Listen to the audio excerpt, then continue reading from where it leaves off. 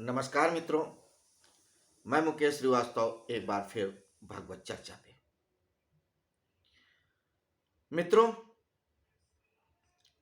आज हम लोग भगवत गीता के दूसरे अध्याय यानी सांख्य योग के 39वें श्लोक पे चर्चा करने जा रहे हैं।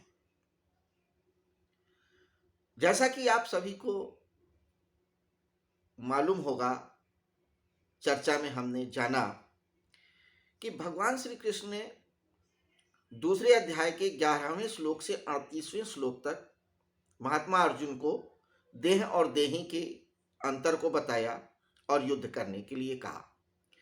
फिर उन्होंने कर्तव्य और अकर्तव्य की बात कही 31वें से 38वें श्लोक तक, और उन्हें समझाया कि तुम कर्तव्य की बात करते हो तो भी युद्ध करना चाहिए, नहीं करोगे अपना कर्तव्य तो क्या लाभ हानि हो सकती है, और करोगे तो क्या लाभ होगा।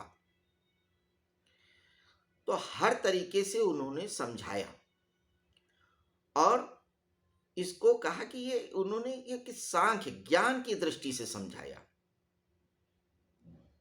तर्क की भाषा में समझाया, क्योंकि अर्जुन तर्क ही दे रहे थे, शास्त्र की ही बात कर रहे थे, पाप और पुण्य की बात कर रहे थे, जन्म और मृत्यु की बात कर रहे थे, अच्छे और बुरे की बात कर रहे थे।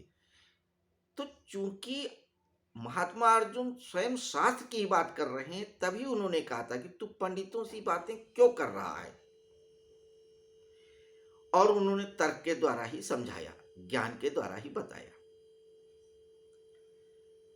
और कहा कि अभी तक तुमको मैंने ज्ञान योग के द्वारा समझाने की कोशिश किया। क्या कहते हैं 39वें श्लोक में, पहले इसको देख ले। ऐसा ते अभिता सांख्ये बुद्धि योगे त्विमाम शृणु बुद्ध्या युक्तो यया पार्थ कर्म बंधम प्रहास्यसि। हे पार्थ, यह समबुद्धि तेरे लिए पहले सांख्य योग में कही गई है और अब तू इसको कर्म योग के विषय में सुन। जिस समबुद्धि से युक्त हुआ कर्म बंधन त्याग देगा। समबुद्धि यानी सम्यक ज्ञान की बात कह रहे हैं। उन्होंने कहा कि जब व्यक्ति सारे पसारे को सत्य को जान लेता है सम्यक रूप से, तो वो द्वंद्व के पार चला जाता है। तो सम्यक रूप से जानना यानी जो समता की बुद्धि है, उसको उन्होंने सांख्य योग के द्वारा बताया, ज्ञान योग के द्वारा।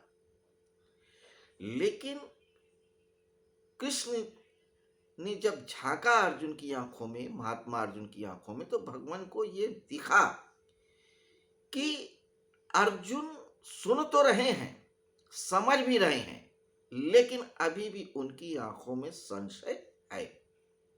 ऐसा लग रहा है जैसे वे बातों को समझ के भी पूरी तरह से हृदयंगम नहीं कर पा रहे हैं, युद्ध के लिए अपने आप को तैयार नहीं कर पा रहे हैं, कंसोल नहीं हो पा रहे हैं।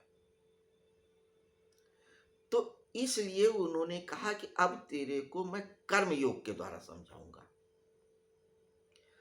आइए अब हम समझें कि क्यों समझाना पड़ा। थोड़ा समझिए, महात्मा अर्जुन की उस समय की मन स्थिति को समझिए, मनोविज्ञान को समझिए। तो देखिए, हमने चर्चा में यह जाना था कि दो ही टाइप के व्यक्ति होते हैं, बहिर्मुखी और अंतर्मुखी, एक्सट्रोवर्ट इंट्रोवर्ट। तो जो एक्सट्रोवर्ट होता है वो करने की भाषा जानता है, पाने की भाषा जानता है, और जो इंट्रोवर्ट होता है वो जानने की भाषा करता है। उसके लिए जानना प्रमुख है, पाना नहीं। अर्जुन जैसी चेतना बहिर्मुखी है, करने की बात जानते हैं, पाने की बात जानते हैं, जानने की नहीं। जानना गौण है। लेकिन हुआ क्या कि जब विषाद में आ गए, द्वंद्व में आ गए, तो वो पंडिताऊ की बातें करने लगे, शास्त्र की बात करने लगे, जबकि शास्त्र उनके सिलेबस में है ही नहीं है। उनके सिलेबस में शस्त्र है। चूंकि वो शास्त्र की बात कर रहे थे, ज्ञान की बात कर रहे थे, इसलिए भगवान श्री कृष्ण को अपनी बात ज्ञान के द्वारा ही शुरू करनी पड़ी, वरना भगवान श्री कृष्ण ने तो पहले ही आज्ञा दे दिया था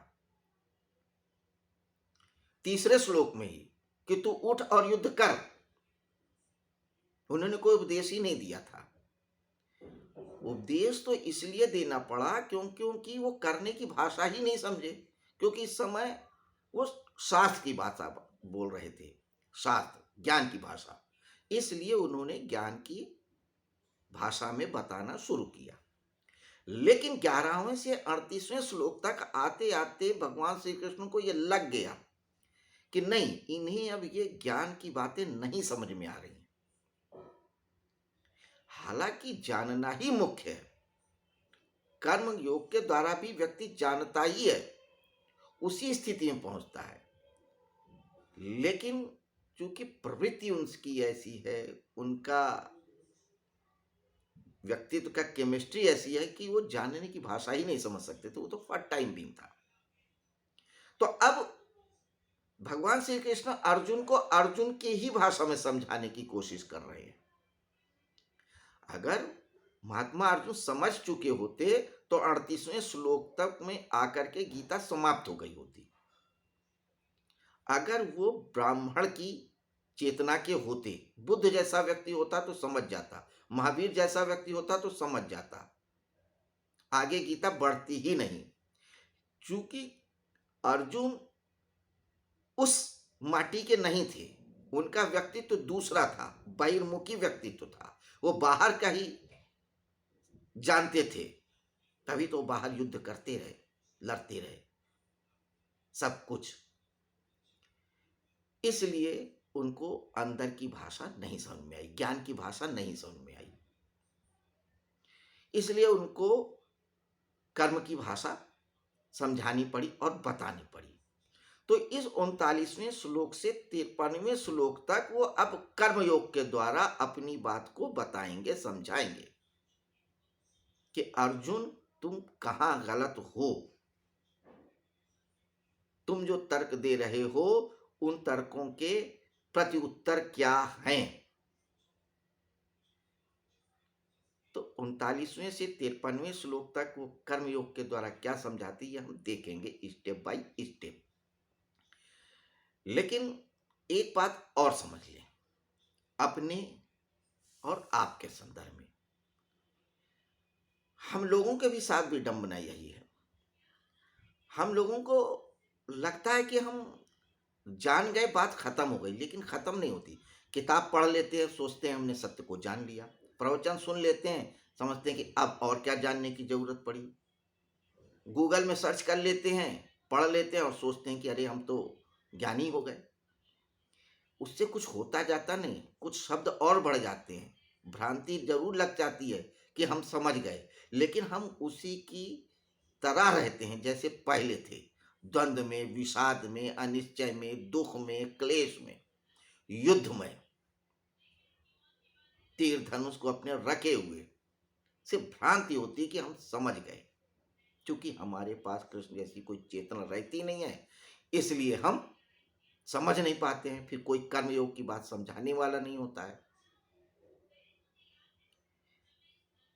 और रहती इसलिए नहीं है क्योंकि हम लोग अर्जुन की तरह समर्पण नहीं कर पाते कि नहीं अब आप समझाओ, मेरे नहीं समझ में आ रहा है। क्योंकि हमारे अंदर एक अहंकार रहता है कि यार हम तो जान गए, हम ज्ञानी हैं ही, हमें तो सब पता है।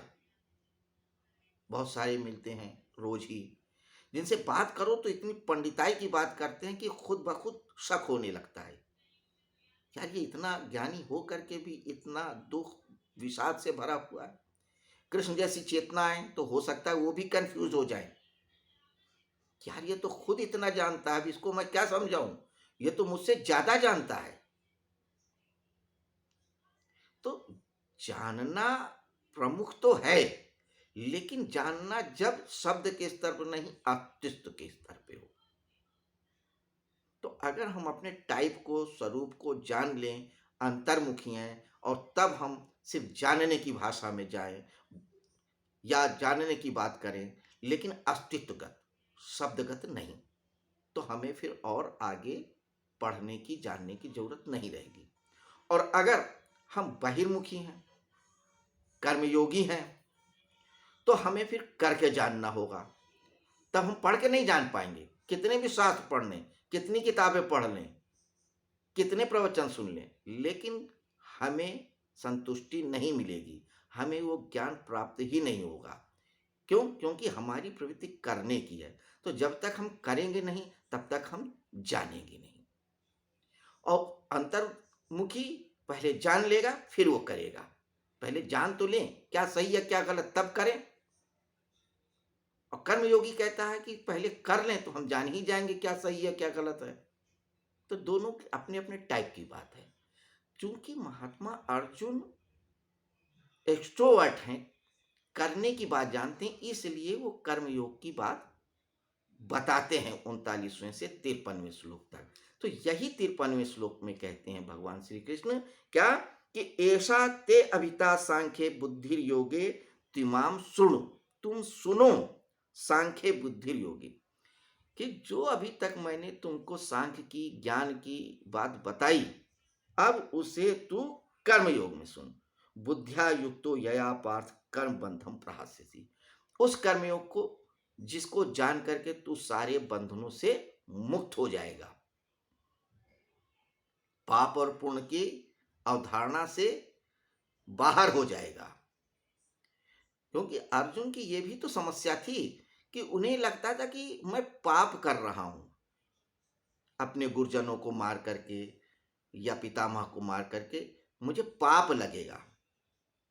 तो ये पाप और पुण्य, अच्छे बुरे की सारी अवधारणाओं से तुम मुक्त हो जाओगे जिस दिन तुम सम्यक रूप से कर्म करोगे, समता पूर्वक कर्म करोगे, करेक्ट नॉलेज जान जाओगे, कर्म को समता पूर्वक करोगे।